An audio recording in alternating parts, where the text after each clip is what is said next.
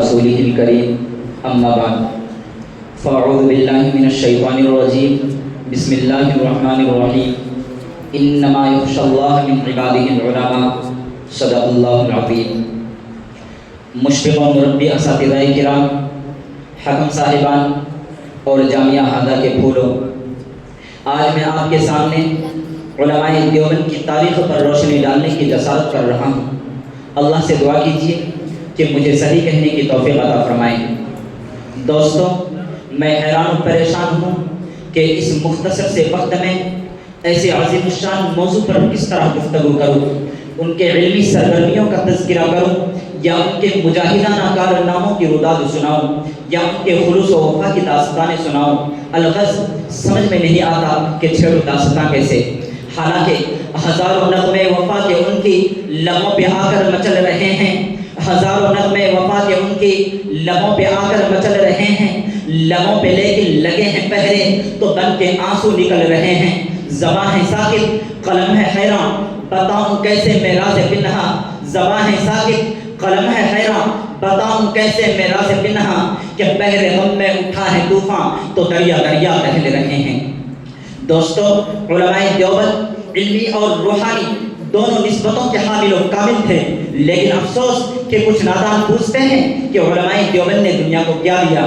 بھلا بتلائیے، یہ بھی کوئی پوچھنے کی بات ہے؟ اگر پوچھنا ہی تھا تو یہ پوچھتے کہ علماء دیوبند نے دنیا کو کیا نہیں دیا، تو میں کہتا کہ علماء دیوبند نے دنیا کو الحاد و بے دینی نہیں دی، علماء دیوبند نے دنیا کو نفرت اور عداوت نہیں دی، بلکہ وہ تو ہر دور میں نغمہ مہر و وفا گاتے رہے، وہ تو قدم قدم پر گمکردہ راہ لوگوں کو توحید کا جام باصفا پلاتے رہے۔ اگرچہ گردش وقت نے انہیں جڑ سے اکھاڑ پھینکنے کی دھمکیاں دی، باغبان وقت نے رنج و غم کے کانٹے بچھائے، مگر اس بزم جنوں کے دیوانوں نے ان تمام سنگینیوں کو نظر انداز کرتے ہوئے اعلان کر دیا کہ تیرے عشق میں میں نے کوہ غم سر پہ لیا جو ہو سو ہو، تیرے عشق میں میں نے کوہ غم سر پہ لیا جو ہو سو ہو، وہ عیش و نشاط زندگی چھوڑ دیا جو ہو سو ہو۔ اے طوفان تند تیز جاؤ ہمیں سمجھاؤ مت، اے طوفان تند تیز جاؤ ہمیں سمجھاؤ مت، کہ بحر غم میں دل کا سفینہ ڈال دیا جو ہو سو ہو۔ علماء دیوبند کی تاریخ معلوم کرنے والوں،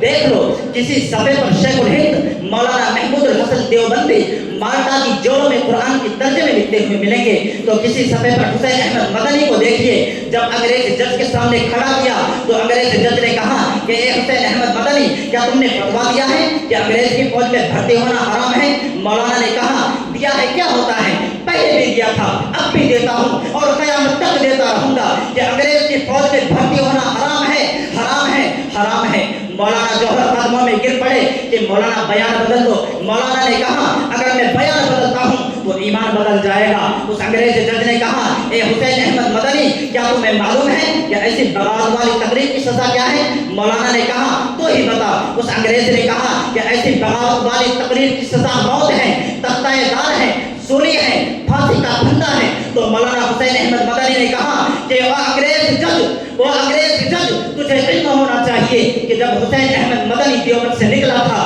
تو کفن کا کپڑا ساتھ لے کر نکلا تھا۔ حضرات، یہ ہمارے علماء دیوبند کی ایک ہلکی سی جھلک تھی، ورنہ علماء دیوبند نے تاریخ کے بڑے بڑے کارنامے انجام دیے۔ چنانچہ جب سرزمین ہند پر درندان یورپ آئے تو ان کا مقابلہ کیا، غداران نبوت آئے تو ان کا مقابلہ کیا، دشمنان صحابہ آئے تو ان کا مقابلہ کیا، شائخان رسول آئے تو ان کا مقابلہ کیا، ضرورت پڑی تو گولیاں چڑھائی، ضرورت پڑی تو تلواریں چڑھائی، اور جب ضرورت پڑی تو قوم کے ننھے ننھے معصوم بچوں کی تربیت و اصلاح فرما کر باطل کے لیے دیوار آہنی اور فولادی لشکر بنا دیا، اور جب ضرورت پڑی تو جانوں کا نذرانہ پیش کر دیا۔ اسی وجہ سے عام انسانیت یہ نعرہ لگانے پر مجبور ہے کہ سر بکت سر بلند دیوبند دیوبند۔ دوستو، یہ علماء دیوبند کے ایک مختصر سی تاریخ تھی، ورنہ ہمارے علماء دیوبند کی داستان کبھی ختم نہیں ہوگی۔ اللہ تبارک و تعالی ہمیں بھی علماء دیوبند کی طرح فنا فی اللہ شوق عطا فرمائے۔ وآخر دعوانا الحمدللہ رب العالمین۔